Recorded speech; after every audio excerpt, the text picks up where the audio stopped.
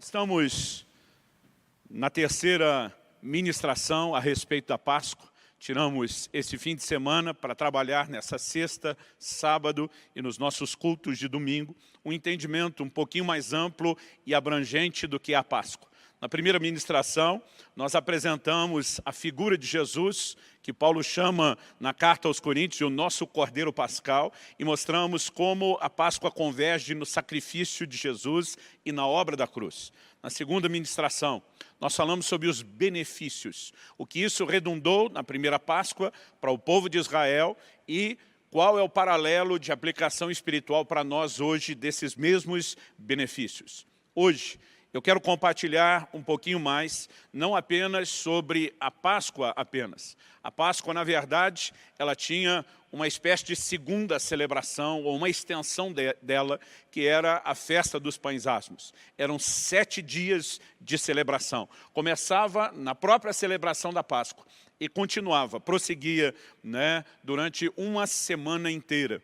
E eu quero apresentar a ideia do que é essa festa e como ela era celebrada. E para isso, nós vamos voltar ao texto base que temos usado em cada uma dessas ministrações. Em 1 Coríntios, no capítulo 6, 1 Coríntios, capítulo 6, perdão, 1 Coríntios, capítulo 5, versículos 6, 7 e 8. O texto diz assim, 1 Coríntios, de 6 a 8. Não é boa a vossa jactância. Não sabeis que um pouco de fermento leveda a massa toda? Lançai fora o velho fermento, para que sejais nova massa. Como sois de fato sem fermento. Pois também Cristo, nosso Cordeiro Pascal, foi imolado. Por isso, celebremos a festa, não com fermento velho, nem com fermento da maldade e da malícia, e sim com os asmos da sinceridade e da verdade. O apóstolo Paulo faz aqui uma alusão ao fermento, que claramente está conectada à Páscoa. Tanto que ele usa a expressão Cristo, nosso Cordeiro Pascal. E como veremos daqui a pouco, Êxodo, no capítulo 12, a própria celebração da Páscoa, ela era acompanhada dessa festa dos pães asmos, ou o significado de asmos, os pães sem fermento. Paulo começa a trabalhar a ideia de uma celebração da festa, que envolve não apenas o ritual, a ceia da Páscoa, o participar do Cordeiro na noite inicial de abertura, mas uma festa que se estende por uma semana inteira sem fermento. E a ideia que eu quero trabalhar e mostrar pela aplicação do Novo Testamento, uma vez que hoje nós não celebramos a Páscoa nos moldes em que o judeu do Velho Testamento fazia. Quando o apóstolo diz aqui, celebremos a festa, ele obviamente mostra que o fermento é o fermento da maldade e não literal, sendo tirado dos pães. Ele fala dos asmos da sinceridade e da verdade. Então, há uma aplicação espiritual projetada em cima da simbologia, da tipologia daquilo que eles faziam, que eu e você precisamos entender e praticar. E quero já adiantar o assunto. Paulo faz uma relação, esse é o contexto, nos versículos anteriores e posteriores à declaração do fermento. O apóstolo Paulo estava tratando com o pecado. E a ideia dessa figura de celebração da festa dos pães asmos, uma vez que o fermento está relacionado com a maldade, com a malícia e a figura do pecado, é que a forma de celebrarmos o que Cristo fez por nós na cruz, morrendo, sacrificando-se, para nos perdoar e nos libertar dos nossos pecados, é que agora a gente honre o sacrifício de Cristo.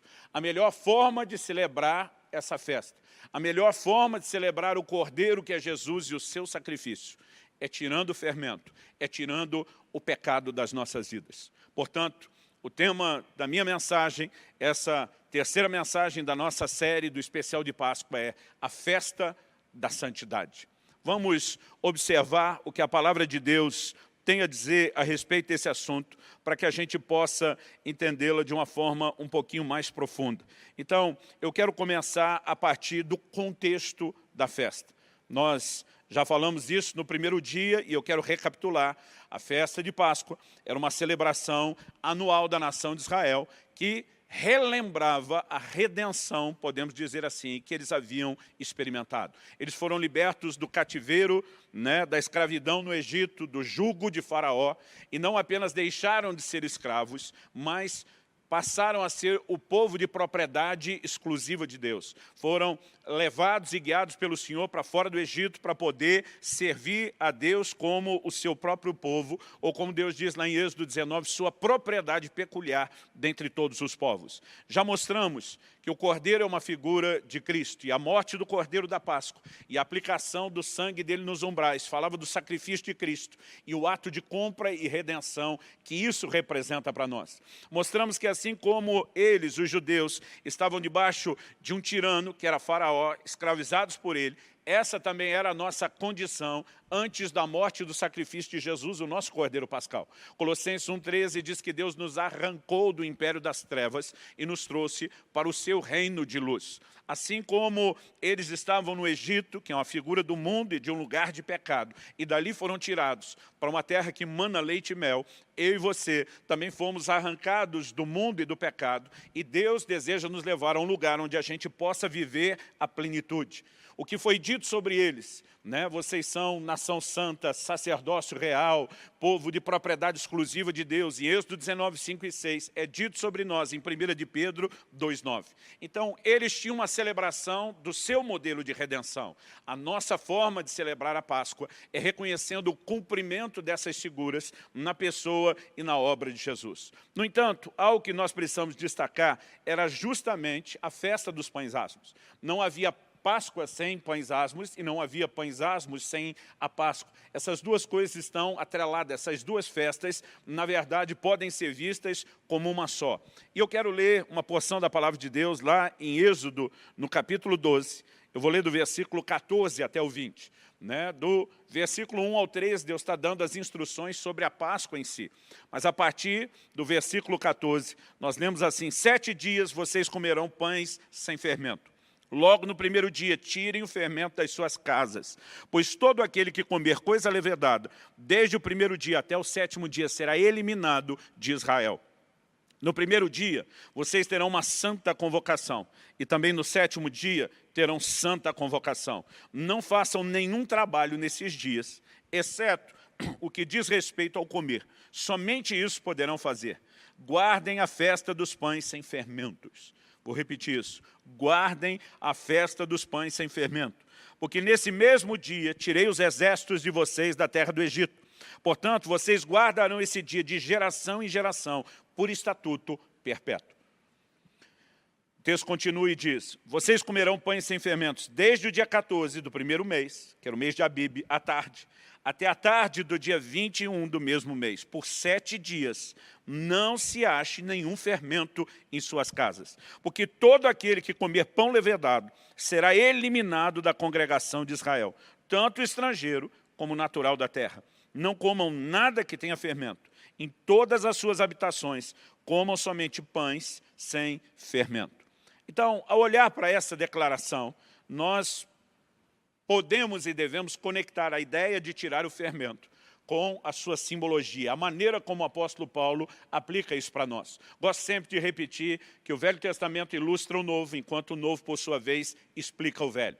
Na primeira mensagem da série, falamos a respeito das sombras, das figuras que eram projetadas, porque a lei não tinha a imagem exata das coisas, diz Hebreus 10:1, mas sim a sombra de bens vindouros. Então, nesses rituais de celebração, que Deus instituiu para a nação de Israel, eles apontavam profeticamente para aquilo que eu e você temos a responsabilidade de fazer hoje. Eu quero destacar que essa ideia de um pão sem fermento não era totalmente desconhecida da nação de Israel, pelo menos dos seus patriarcas, dos seus ancestrais. Em Gênesis, no capítulo 19, no versículo 3, nós vemos que quando Ló recebe a visita dos anjos em Sodoma, ele lhes oferece pão sem fermento, pães asmos. Então me parece que isso não era necessariamente algo desconhecido, no entanto não era a prática. Se alguém já experimentou pão sem fermento, a massa fica dura, fica pesada, É diferente de quando, obviamente, ela está fermentada.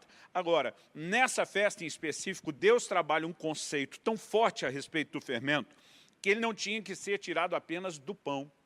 Deus disse: o fermento não pode ser achado na casa de vocês. Se alguém, durante esses 7 dias de festa, for encontrado com fermento em casa, mesmo que não colocou no pão, ele será eliminado da nação de Israel. Esse eliminado não era apenas exilado, era uma condenação à morte, à execução. Então nós precisamos entender a seriedade que foi transmitida. Quando Deus fala a respeito de se celebrar de geração em geração por estatuto perpétuo, Ele não está deixando de reconhecer que chegaria o dia em que o ritual dessa festa dos pães asmos, literal, seria substituído pelo simbólico. Mas ele mostra que mesmo depois que a figura tivesse o seu cumprimento, ele estava falando de algo que era eterno, importante e permanente. Então o conceito de como devemos celebrar a Páscoa hoje já estava sendo projetado nessa figura. Já afirmei e repito, o apóstolo Paulo define aí nos versículos 6 e 7 de 1 Coríntios que o fermento é figura da maldade e da malícia. Aliás, a gente, nesses 3 dias, leu exatamente esse texto de 1 aos Coríntios, capítulo 5, e lemos do versículo 6 ao 8. Mas eu quero ler os versículos anteriores e posteriores para mostrar que o assunto e o contexto que o apóstolo Paulo está trabalhando era a presença de pecado no meio daqueles que a Bíblia chama de santos, dos redimidos. Então, no versículo 1 de 1 Coríntios 5, a gente lê Paulo dizendo o seguinte: geralmente, se ouve que há entre vós imoralidade, e imoralidade tal, como nem mesmo entre os gentios. Em outras palavras, ele está dizendo, vocês estão conseguindo a façanha de ganhar dos ímpios, dos não crentes. Ele diz, isto é, haver quem se atreva a possuir a mulher de seu próprio pai. Então, havia alguém dentro da igreja, mantendo um caso com a própria madrasta. O texto diz no verso 2, e contudo, andais vós ensoberbecidos, e não chegasses a lamentar, para que fosse tirado do vosso meio quem tamanho ultraje praticou. O questionamento de Paulo é como que vocês ainda estão ensoberbecidos com esse tipo de problema, como que não está se lamentando esse tipo de prática e de pecado, e como nenhuma providência para que essa pessoa fosse tirada do meio de vocês foi tomada. Nós precisamos prestar atenção nisso.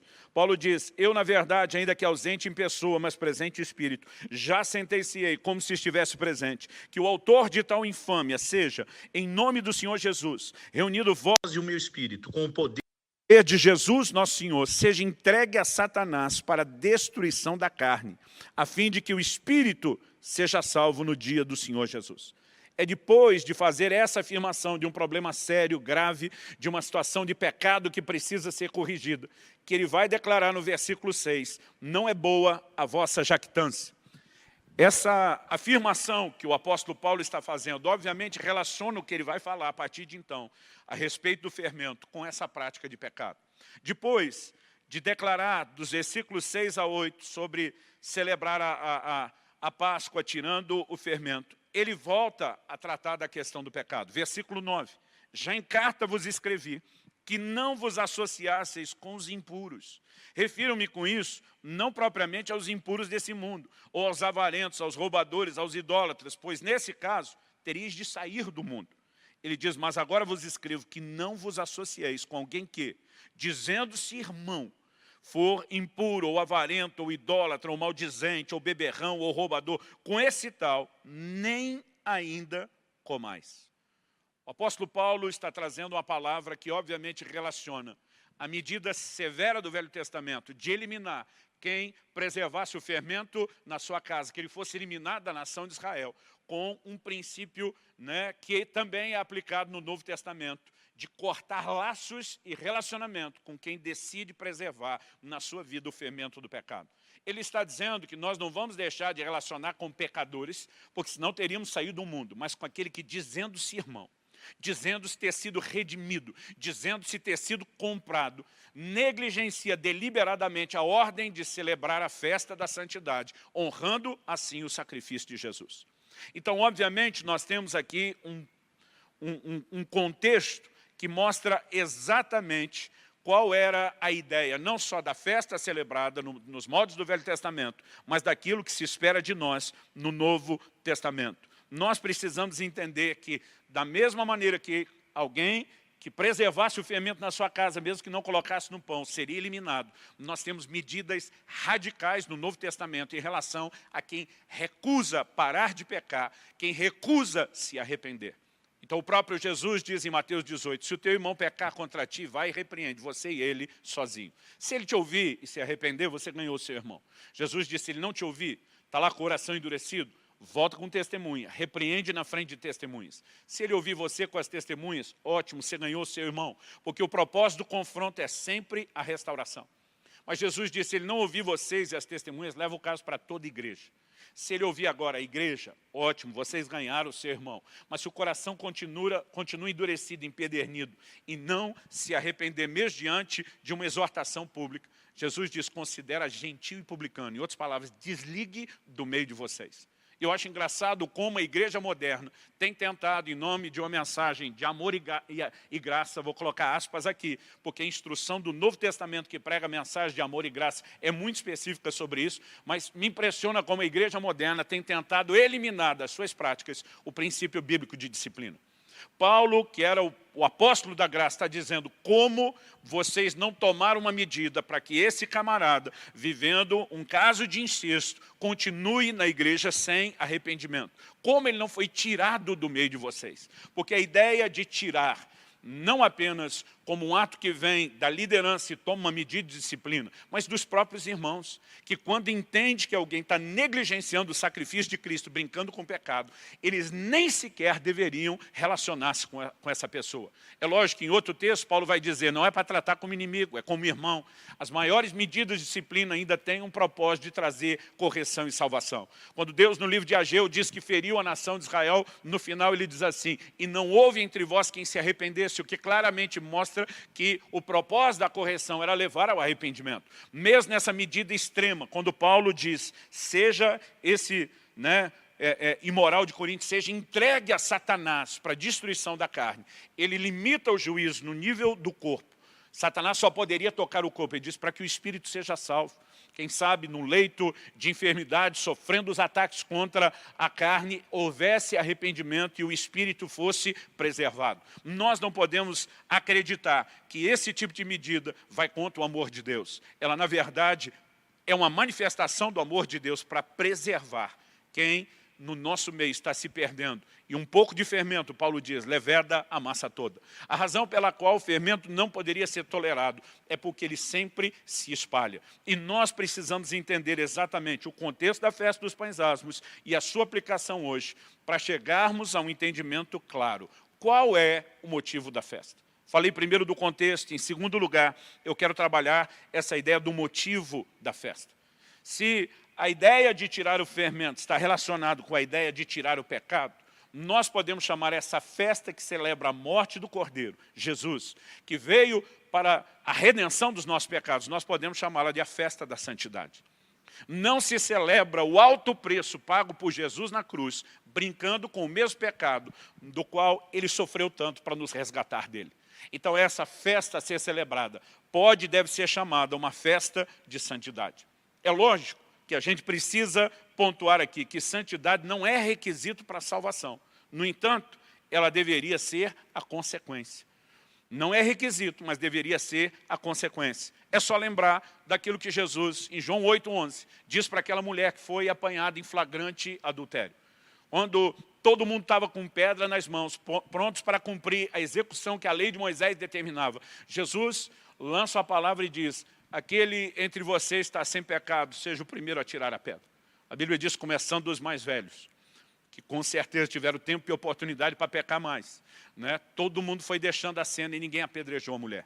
Agora, Jesus poderia ter feito isso, porque era sem pecado. Mas ele diz para ela, nem eu te condeno. O que nós precisamos entender é que essa expressão de graça que remove a condenação, não significa que a pessoa que não foi condenada pelo seu pecado esteja livre para continuar pecando. A frase de Jesus é, eu não te condeno. Só que, infelizmente, muitos param só aqui e querem acreditar só nessa parte. Jesus diz, vá e não peques mais. Ele estava dizendo, eu não trago condenação contra você. Eu ofereço misericórdia, graça, perdão. No entanto, a sua atitude diante do que eu estou fazendo por você deve ser de manter-se distante do pecado. Nós precisamos entender esse aspecto. É a mesma coisa quando falamos a respeito de obras. Eu disse que santidade não é requisito para a salvação, mas deveria ser consequência. Podemos dizer exatamente a mesma coisa a respeito das obras. Em Efésios 2, nos versículos 8 e 9, a Bíblia diz, pela graça sois salvos mediante a fé. Isso não vem de vós, é um dom de Deus. Não vem das obras, para que ninguém se glorie. Depois de deixar claro que a salvação é uma experiência de fé, né? A fé, diz Romanos 5,2, é o que nos dá o acesso à graça de Deus e que não tem nada a ver com obras. Depois de deixar isso claro, o versículo seguinte, eu mencionei aqui o 8 e o 9, o versículo 10 de Efésios 2 diz assim, pois somos feitura dele, criados em Cristo Jesus para as boas obras. Então, se é justo dizer que nós não somos salvos pelas boas obras, é justo também reconhecer que fomos salvos para as boas obras. Se é justo dizer que não somos salvos pela nossa santidade, o que seria impossível sem a própria salvação, nós também podemos reconhecer que fomos salvos para a santidade, a vida de santidade. A Bíblia diz em Efésios 1,4 que Deus nos elegeu nele antes da fundação do mundo, para que nós fôssemos santos e irrepreensíveis. Eu não consigo entender a pregação de um evangelho que perdoa a pessoa do pecado e o deixa confortável para continuar pecando. Isso vai contra tudo que Jesus falou, contra o que os apóstolos falaram, contra o que a palavra de Deus nos ensina. Então, precisamos de fato entender qual é o motivo da festa. Não se celebra o perdão e a redenção dos nossos pecados, brincando novamente com o mesmo pecado de onde fomos tirados. O que se espera de nós é uma resposta de gratidão. Não tem nada a ver com mérito. A graça nos alcançou e ela é um favor imerecido. Mas nós precisamos entender que pode e deve da nossa parte haver uma resposta de gratidão a Deus. Em Lucas 7, dos versículos 36 a 50, nós lemos Jesus explicando sobre um credor que tinha 2 devedores. Um devia só 50 dias de trabalho, o outro devia 500 dias de trabalho. Ambos foram perdoados. Jesus pergunta, quem vai amar mais? E os seus ouvintes respondem, aquele a quem mais se perdoou.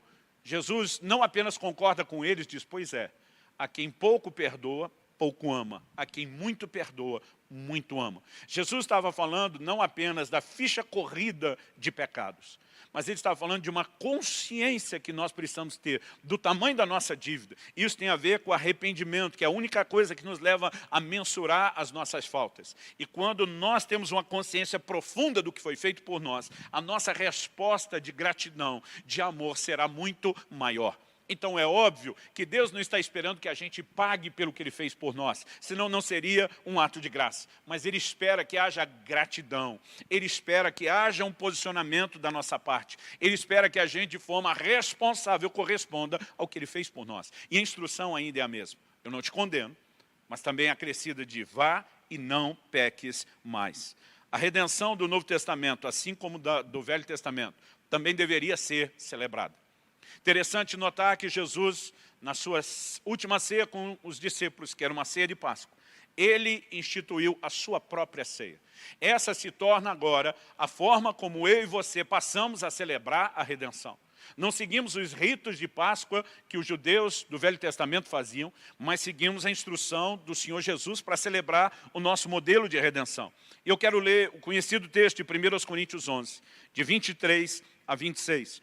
Onde o apóstolo Paulo diz, porque eu recebi do Senhor o que também lhes entreguei, que o Senhor Jesus, na noite em que foi traído, pegou um pão e, tendo dado graça, o partiu e disse, isso é o meu corpo que é dado por vocês, façam isso em memória de mim. Atenção para a frase, em memória de mim. Do mesmo modo, depois da ceia, pegou também o cálice, dizendo, este cálice é a nova aliança no meu sangue, façam isso todas as vezes que o beberem, em memória de mim. Porque todas as vezes que comerem esse pão e beberem o cálice, vocês anunciam a morte do Senhor até que Ele venha. Quando Jesus fala sobre fazer em memória dEle, recordar dEle, Ele não estava preocupado em cair no absoluto esquecimento, ou que a gente tivesse alguma espécie de amnésia, mas Ele está falando de manter viva uma consciência. Recordar o alto preço, o grande sacrifício feito por nós, nos manteria conectados com a nossa responsabilidade de corresponder em gratidão com santidade. Então, nessa instrução, claramente nós vemos que essa era a forma de celebrar a redenção. Jesus diz, todas as vezes que vocês comerem o pão ou beberem do cálice, do fruto da vida, vocês estão anunciando a morte do Senhor. Paulo está falando a respeito do que fazemos para com o Senhor Jesus. Vocês estão anunciando a morte. É uma recordação contínua do que Ele fez por nós. E o texto diz até que Ele venha. Nós precisamos entender que a redenção começa na primeira vinda de Jesus e termina na segunda vinda, no seu retorno. E nós precisamos entender que o propósito da ceia é lembrar uma obra que foi começada, mas que ainda não está concluída.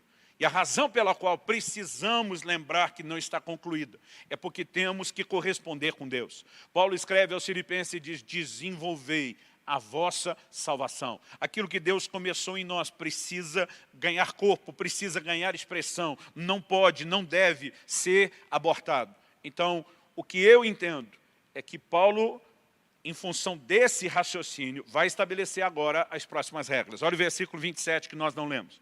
Por isso, aquele que comer o pão ou beber o cálice do Senhor indignamente, será réu do corpo e do sangue do Senhor. Será réu de juízo. Quando continuamos lendo o texto, nós vamos perceber que o juízo estava se manifestando na igreja de Corinto. E daqui a pouco nós vamos falar das consequências de se observar ou não a prática correta da celebração dessa festa neotestamentária. Então ele está dizendo que não se podia comer o pão ou beber do cálice de modo indigno. O que é modo indigno? Nós, obviamente, precisamos olhar o contexto todo. O apóstolo Paulo diz assim, examine-se o homem a si mesmo, e assim coma do pão, e assim beba do cálice. Por que a necessidade de um autoexame? Por que essa necessidade de uma avaliação? Porque essa dignidade do comer ou do beber tinha a ver com o estilo de vida. Nós não estamos dizendo que o homem é digno diante de Deus por si mesmo. Dignidade nos foi oferecida diante do Senhor pelo sangue da cruz e por causa da justificação. No entanto, nós precisamos entender que quando pecamos, estamos maculando aquela justiça que nos foi comunicada e transmitida. Não é difícil entender essa lógica. Em 1 de João, capítulo 1, versículo 9, a Bíblia diz, se confessarmos os nossos pecados, Ele, Deus, é fiel e justo para nos perdoar e nos purificar de toda injustiça. Significa que o crente que recebeu a justiça de Deus pela fé na obra da cruz, quando peca, ele macula essa justiça. E ele novamente precisa ir ao Senhor em arrependimento, para que seja não só perdoado, mas para que a injustiça seja removida. Então a injustiça do pecado nos faz mais uma vez indignos. A Bíblia não está dizendo que porque pecamos não podemos cear. Mas a Bíblia está falando de gente que pecou e não se consertou com Deus. O pecado, tanto no hebraico, a língua em que foi escrita o Velho Testamento, como no grego, a língua em que foi escrito o Novo Testamento, ele dá a ideia de perder o alvo. Nós precisamos entender que o crente nascido de novo, regenerado, ele não necessariamente quer pecar, mas muitas vezes há um tropeço, há um desvio de rota. E quando isso acontece, nós deveríamos imediatamente nos arrepender e consertar com Deus. Não estamos falando desse tipo de tropeço que é imediatamente consertado. Estamos falando daquele tipo de queda aonde, de forma deliberada, nos recusamos a arrepender ou consertar. Escolhemos permanecer na condição do pecado. É isso que nos faz indignos. Agora, se o fermento é a figura da maldade, da malícia e do pecado, e nós nos recusamos a tirá-lo, nós não estamos celebrando a festa nos moldes de Deus. Mas se estamos decididos a lançar fora o fermento, não é guardar para pegar depois, é lançar fora. Então nós estamos demonstrando um nível de comprometimento com Deus que vai manifestar honra para com Ele. Porque a ideia para mim é muito clara. Em Êxodo, no capítulo 34, no verso 25, Deus diz, não ofereçam o sangue do meu sacrifício com pão levedado. Deus está dizendo que a ideia do sacrifício de Jesus, derramando seu sangue por nós, não combina com a presença do fermento, que é o pecado.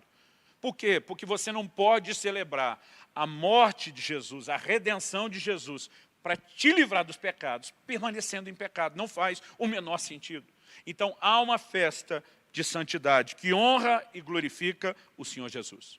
Agora, estabelecido esse segundo fundamento, primeiro falamos do contexto da festa para entender a tipologia dos pães asmos, agora falamos do motivo da festa, que redenção se celebra em santidade e correspondência. Eu quero terminar em terceiro lugar, falando a respeito das consequências de se observar ou não aquilo que Deus tem estabelecido como um padrão. Né? Então, qual era a consequência de se observar esse padrão de santidade que se espera de nós? a palavra de Deus nos mostra algo extraordinário. Eu quero citar aqui, a explicação do entendimento bíblico, que para mim é a mais acurada que encontrei até hoje. John Bevere, no livro Kryptonita, diz que a santidade não é um fim em si mesma. Ela é uma ponte que nos leva à intimidade com Deus. Nós precisamos entender isso. Muita gente tem buscado a santidade pela santidade. Ela não é um fim em si mesmo. Santidade deveria ser uma ponte para o lugar de relacionamento e intimidade com Deus de forma diferenciada. Isso para mim fica muito claro e evidente na Bíblia. Deus quer intimidade com o homem. Salmo 25:14 diz: a intimidade do Senhor é para aqueles que o temem, aos quais Ele dará a conhecer a sua aliança. Nós precisamos entender que Deus cria e estabelece o homem lá no Jardim do Éden. E eu gosto de brincar que Ele não respeitou nem a lua de mel do primeiro casal. Todo dia Deus os visitava. Todo dia. Deus estava deixando claro: eu quero ter um relacionamento contínuo, íntimo, permanente com vocês, seres humanos. Mas o pecado criou desconexão.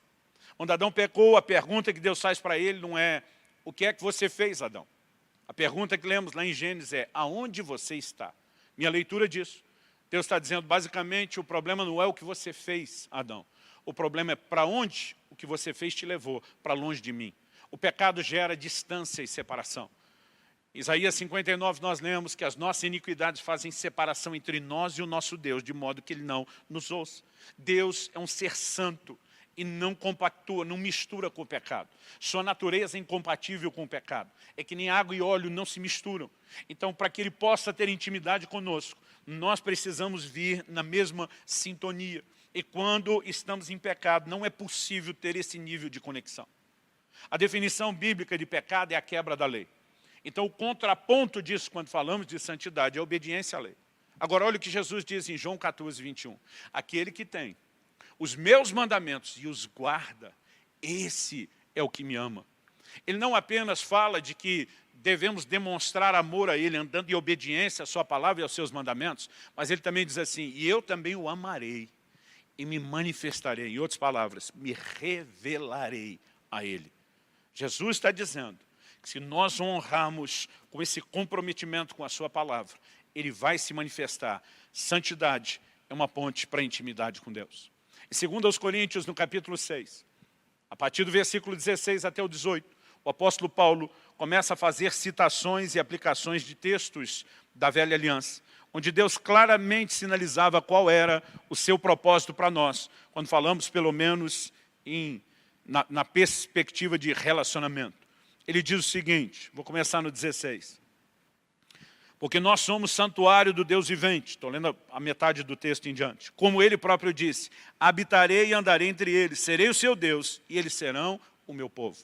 Obviamente Deus está dizendo: eu não quero ser um Deus distante. Eu quero estar próximo, junto e misturado. No 17 Deus diz: por isso, para que isso seja possível, retirai-vos do meio deles. Separai-vos, diz o Senhor. Não toqueis em coisa impura e eu vos receberei. É claro a exigência de santificação aqui, para que o projeto de intimidade continue. Então ele diz no verso seguinte, o 18, e serei vosso pai, e vós sereis para mim filhos e filhas, diz o Senhor Todo-Poderoso. Então ele abre o próximo capítulo, versículo seguinte, é o mesmo contexto, é a mesma ideia. Ele diz o seguinte: tendo, pois, ó amados, tais promessas. Quais são as promessas? Habitarei e andarei entre eles. Eu serei o seu Deus, eles serão o meu povo. Eu os receberei. Eu serei para vocês pai, vocês serão para mim filhos e filhas.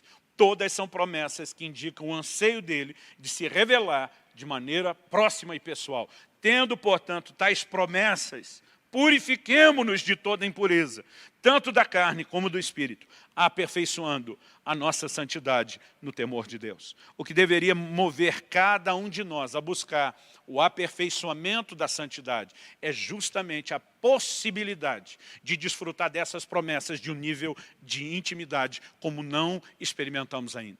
Nós precisamos entender qual é a consequência de se caminhar em santidade. Santidade, vou repetir mais uma vez a declaração do John, não é um fim em si mesmo, é uma ponte para a intimidade com Deus. Deus não apenas quer que a gente manifeste gratidão pelo que Ele fez por nós, através da obra de Cristo na cruz, mas Ele quer que a gente demonstre gratidão pela obra de Cristo, para que a gente se mantenha próximo e conectado a Ele. Para que o projeto de Deus, desde a criação do homem, que é ter comunhão e relacionamento com Ele, seja possível, seja viabilizado. Então, há um grande lucro em praticarmos essa festa dos pães asmos, a festa da santidade, e manter o pecado longe de nós. Não apenas honraremos aquilo que o Senhor fez por nós, mas poderemos desfrutar dele numa medida diferenciada. O nosso relacionamento vai poder crescer e progredir. Nós vamos nos desenvolver, nos aperfeiçoando em santidade para experimentar mais de quem Deus é e daquilo que Ele tem para as nossas vidas, para cada um de nós. No entanto, também há consequências de não se tirar o fermento. Também existem consequências negativas, é óbvio, a respeito da decisão de preservar o fermento. E eu quero ler o que a palavra de Deus diz a respeito disso. Voltando agora, a primeira carta de Paulo aos Coríntios, no capítulo 11, eu quero ler a partir do versículo 28. O apóstolo diz assim: examine-se, pois, o homem a si mesmo, e assim coma do pão, e beba do cálice. Pois quem come e bebe sem discernir o corpo, come e bebe juízo para si. Agora olha a explicação dele. Eis a razão, porque há entre vós muitos fracos e doentes, e não poucos que dormem. Uma alusão aos que já haviam falecido.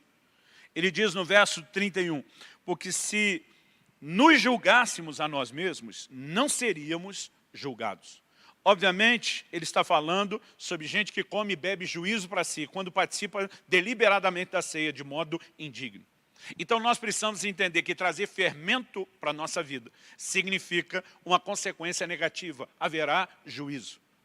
Muitas pessoas estão tentando tirar do Novo Testamento a ideia e o conceito do juízo. Tenho visto pregadores modernos tentando empurrar isso. Não, isso é coisa do Velho Testamento. E, normalmente, eu, de forma irônica, digo, alguém tinha que ter avisado Ananias e Safira em Atos 5.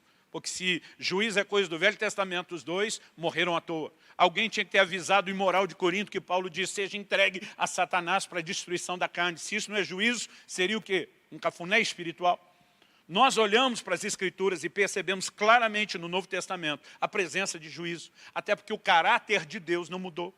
As pessoas, muitas vezes, quando vão tentar separar e fazer uma distinção de lei e graça, elas tentam criar uma ideia, quase como se o Deus do Velho para o Novo Testamento tenha se convertido. Quando a Bíblia nos apresenta a imutabilidade de Deus, Ele é o mesmo. Seu amor é o mesmo. Sua justiça também é a mesma. Ele está dando todos os recursos para que alguém não precise ser julgado. Mas quando essa oferta toda, feita pelo próprio Deus para evitar juízo, é deliberadamente negligenciada, é óbvio que o juízo vai se manifestar. E nós precisamos entender a dimensão. Ele está falando de gente que estava fraco e doente no seu corpo. Ele está falando de gente que teve morte prematura, porque estava sendo julgado por brincar com o pecado. Não podemos ignorar a seriedade disso. Agora, eu tenho visto alguns crentes que quando percebem a seriedade do juízo para quem ceia de modo indigno, para quem quer celebrar a festa dos pães asmos, a festa da santidade com fermento, eu tenho visto uma atitude da parte de alguns, onde eles começam a perceber que a coisa é séria, então eles escolhem não cear. E eu acho muito, muito curioso, né, para não dizer tragicômico, esse tipo de atitude. Porque a Bíblia nunca diz para o homem examinar e não comer. A Bíblia diz, examine-se o homem a si mesmo e coma. O propósito do exame não é evitar a ceia. O propósito do exame é localizar qualquer possível indignidade do pecado. Com qual propósito? Para que a gente lance o fermento fora, para que haja conserto. E depois de haver o conserto com Deus, então agora debaixo da dignidade do sangue de Jesus, da justiça de Cristo, a gente possa participar da ceia. Agora, quando alguém decide não cear, ela está dizendo o seguinte, eu respeito a ceia. É um respeito egoísta. Ele, na verdade, não quer ser julgado. Então ele diz, então eu não vou cear. Mas essa pessoa que está demonstrando respeito à ceia, vou botar aspas aqui, está cuspindo na cara do Senhor Jesus. E está dizendo para ele, não importa o preço alto que o Senhor pagou para me redimir. Eu me recuso a me consertar com o Senhor. Eu prefiro ficar em pecado e não tomar a ceia. Então essa atitude é no mínimo insano. Aí vejo líderes proibindo outros de participar da ceia como uma espécie de punição. Não vejo base bíblica para isso também. A palavra de Deus diz, examine-se o homem a si mesmo. Quem tem que se examinar é a pessoa. E se ela negligenciar o princípio bíblico do exame e participar de forma errada, quem trata com ela é Deus. Jesus deu a ceia para Judas, que estava possuído do próprio Satanás, e não negou a ceia para ele. Eu nunca nego a ceia para ninguém, mas advirto sempre o nosso povo. Se nós brincarmos com o assunto, seremos julgados. E precisamos entender a seriedade disso, porque não se celebra a redenção dos pecados, voltando à prática do pecado. Ao olhar para as Escrituras, eu percebo que da mesma forma que no Velho Testamento quem fosse encontrado com fermento seria eliminado, Deus, no Novo Testamento, está disposto a eliminar essa pessoa que recusa lançar fora o fermento da maldade, da malícia e do pecado.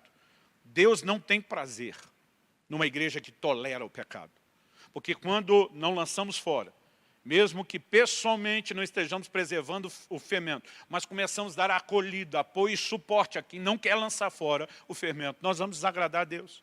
Exemplo disso, vamos para o livro de Apocalipse, capítulo 2, versículos 19 e 20. É importante a gente reconhecer que aqui se trata de palavras do próprio Senhor Jesus. E não apenas o Senhor Jesus falando, mas ele está falando depois da sua morte, depois da sua ressurreição, do evangelho estar sendo pregado, das igrejas terem sido estabelecidas. E ele está falando das igrejas da Ásia, a igreja dos gentios. Portanto, não tem como deixar de reconhecer que isso é nova aliança, é tempo da graça.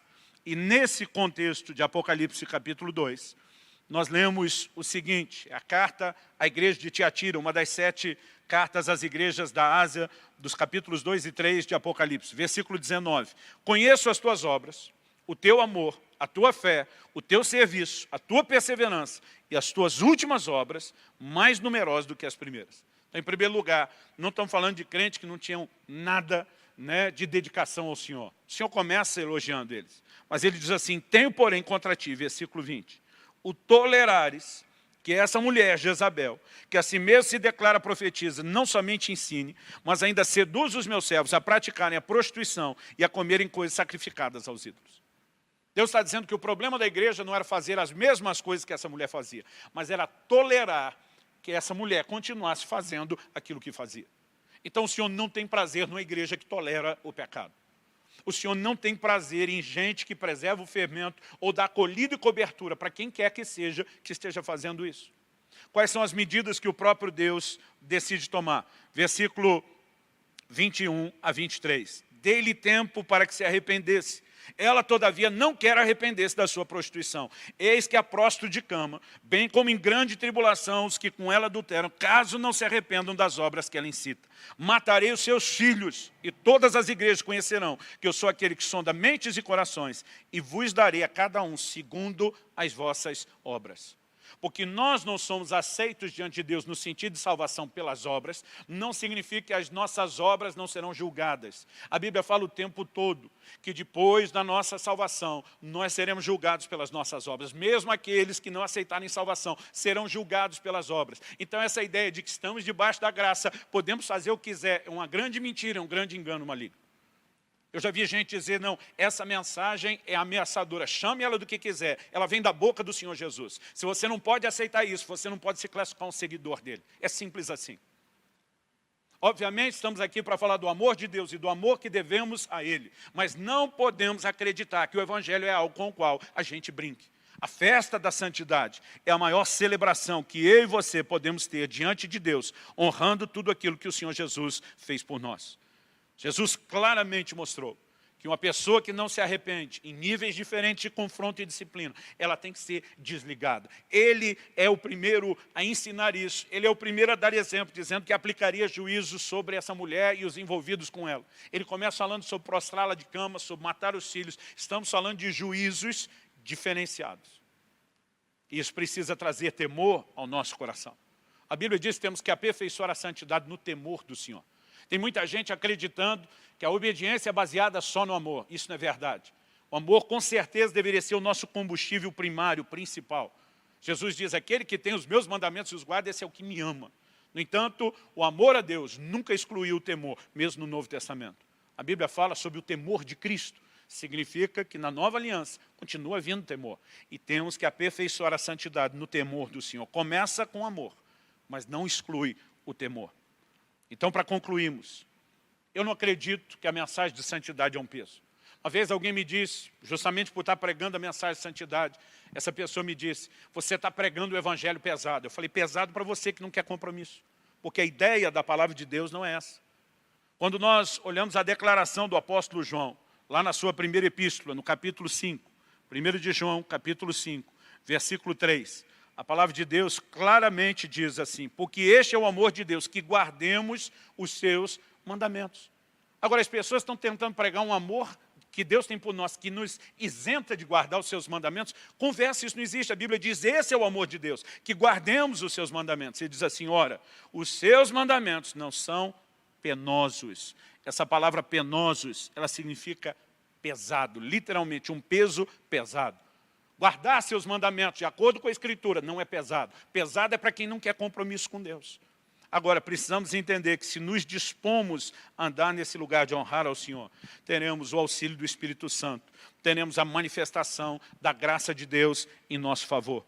Ao olhar para as Escrituras, eu percebo que cada um de nós tem a responsabilidade, o dever, eu não chamaria isso por nenhum outro adjetivo, temos a responsabilidade e o dever de corresponder com Deus, de corresponder com a obra de Deus, de corresponder com aquilo que Ele tem feito nas nossas vidas.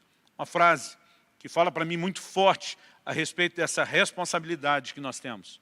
Né? Ela, para mim, está lá definida muito bem por Paulo, lá em Filipenses capítulo 1, verso 27. E eu termino com essa declaração. Ele diz, vivei acima de tudo. É como se ele falasse, bote isso no mais alto nível de prioridade. Vivei acima de tudo, de modo digno do Evangelho de Cristo. Viver de modo digno do Evangelho de Cristo é honrar aquilo que foi feito por nós.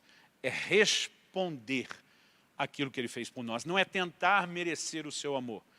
É dedicarmos ao Senhor, porque Ele merece o melhor da nossa parte. Assim se celebra a Páscoa. Se você já foi alcançado por Jesus, se você já viveu a redenção, experimentou Jesus como o Cordeiro Pascal e quer honrá-lo, precisa entender a importância de viver uma vida de santidade. Eu quero te encorajar a crescer nisso. Nós temos um curso gratuito disponível na plataforma da nossa escola, escola.orvalho.com, chamado O Impacto da Santidade. São 4 horas de ensino, dividido em 11 aulas, que pode te ajudar a avançar no entendimento e na prática da santidade. Mas eu quero concluir aqui, terminando e apelando ao seu coração. Demonstre um posicionamento radical de compromisso com Jesus, porque é assim que se celebra essa festa. Mas, se você ainda não deu nem o primeiro passo, de entender o que é que Jesus fez por você, de render sua vida ao senhorio dele, de arrepender-se dos seus pecados e buscar salvação. Então eu quero te encorajar a estabelecer esse nível de conserto agora mesmo, aonde você estiver. Eu tenho certeza que enquanto a palavra de Deus está sendo pregada, o Espírito Santo de Deus está agindo, está falando no seu coração. E eu sei que você sabe, nesse momento, que Ele está te chamando para ser dele. Não é mero e simplesmente para ir para uma igreja, te chamando para ser dele, do próprio Jesus. E nesse dia especial de Páscoa, que Deus usou talvez como desculpa para fisgar a sua atenção, para te fazer parar, pensar e refletir sobre esses assuntos. Eu quero te encorajar a tomar o que aqui nós normalmente classificamos como a decisão mais importante da sua vida. Entregar sua vida a Cristo. Algo que falamos desde a primeira mensagem da série, é que Deus dizia, coma do Cordeiro da Páscoa no mesmo dia, na mesma noite. Não deixe para o dia seguinte. Porque esse é o tipo de decisão, participar de Cristo, desfrutar de Cristo, que nós não deixamos para depois. A Bíblia diz, hoje é o dia aceitável. Hoje é o tempo da salvação. A Bíblia também diz lá no livro de Hebreus, se hoje ouvides a sua voz, não endureça o coração. E nessa hora eu tenho certeza, Cristo está chamando você para render-se a Ele. Não importa o quão suja espiritualmente esteja a sua vida. Não importa o tipo de pecado que você cometeu. Em Isaías 1,18, Deus diz ainda que os vossos pecados sejam como escarlate ou carmesim. Eu os tornarei brancos como a neve, brancos como a pura lã. Escarlate e carmesim eram 2 tipos de tintura que eram impossíveis de ser removidos dos tecidos. Deus está dizendo, não tem sujeira na sua vida espiritual, não tenha nada que tenha manchado ou encardido você, que eu não possa remover. Tudo o que você precisa é arrepender-se e vir a Ele. Ele morreu pelos seus pecados. E o que Ele mais quer é tirar os seus pecados. Não apenas aqueles que você já cometeu, mas até mesmo os futuros pecados que seguiria cometendo se permanecesse escravo do pecado. Ele quer fazer uma obra transformadora na sua vida agora mesmo. E o meu convite a você, deixe o Senhor Jesus entrar. Deixe o Senhor Jesus fazer a diferença. Você pode, nesse exato momento, se expor a Ele e permitir que Ele mude e transforme a sua história. Como? A Bíblia diz, em Romanos 10, se no teu coração creres, que Deus ressuscitou a Jesus dentre os mortos. Às vezes a gente fala só da morte de Jesus. Mas a Bíblia diz, se Cristo não ressuscitou, é vã a nossa fé. E nós ainda estamos nos pecados. Porque uma morte que não fosse seguida de ressurreição seria uma obra incompleta. Mas a Bíblia diz, se no seu coração você crê que Deus ressuscitou a Jesus dentre os mortos, e com a sua boca você confessar a Jesus como Senhor, você vai ser salvo. Você será salvo. Então, nesse momento, se você consegue crer na morte de Jesus, no sacrifício dele por você, e eu sei que a palavra que você ouviu, ela provoca, produz fé. Se você consegue responder em arrependimento e fé nesse momento, então eu quero te convidar a passar para o próximo nível. O primeiro nível é crer no coração. O segundo é confessar. O verbo confessar significa reconhecer com a sua boca que Jesus é o Senhor. E talvez porque isso seja novo para você, eu quero te ajudar a fazer essa oração. Talvez tenhamos pessoas nos assistindo que se afastaram de Jesus, que um dia tomaram essa decisão, mas por diversas razões que não cabe aqui tentar enumerar, entender ou explicar. Você se afastou, se distanciou dele. No entanto, você tem hoje, nesse momento, a oportunidade de voltar. E eu creio que você sabe que ele também está te chamando de volta. E você pode se unir conosco nessa mesma oração. Então você quer tomar essa decisão, eu vou pedir duas coisas. Primeiro, que você repita essa oração em voz alta comigo. Se você está num ambiente onde não está confortável, falar tão alto, né? Verbalize isso no menor volume possível, mas tente fazer uma declaração verbal e não apenas na sua mente. A segunda é que depois dessa oração que nós vamos fazer juntos, se você quiser permitir que nós possamos te ajudar ou providenciar pessoas para entrar em contato com você, caso você não seja de Curitiba e região, talvez não seja a nossa igreja que vai fazer esse contato, mas temos, né, relacionamentos com igrejas no Brasil todo, nós podemos ajudar você. Então, eu pediria que a próxima coisa depois da oração é que você entrasse nesse link abaixo, que está aparecendo para você aí na tela. Né? Você pode ou digitar, o link aparece, ou você pode fazer uso do QR Code que está aparecendo aí, ele vai te transferir para uma página onde você pode deixar os seus dados. E nós vamos ter gente não apenas orando por você, mas tentando te ajudar a manter-se firme nessa decisão que você está tomando nessa hora. Vamos orar? Declare comigo, Senhor Jesus, eu reconheço nesse dia que sou um pecador. Eu reconheço nesse dia o Senhor como Salvador. Eu me arrependo dos meus pecados. E eu creio naquilo que o Senhor fez por mim, morrendo em meu lugar naquela cruz, para me salvar e me redimir dos meus pecados.